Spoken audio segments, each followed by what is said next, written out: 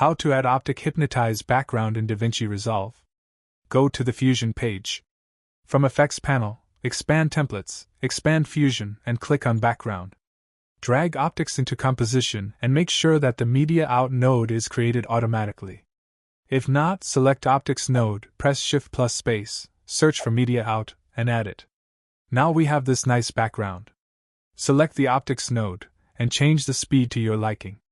Give negative numbers to change animation direction. Double-click on the node to expand the group. To move around in the composition, hold down mouse middle button and drag. Select Ellipse 1, and you can change the size of black ellipse in the center. Select Background 1 and you can change this black color. Select this background node and you can change these orange colors.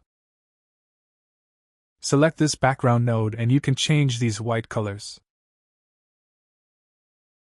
Select the Transform to node and you can resize it to give it a different look. Select Merge 4 node and increase its size to your liking.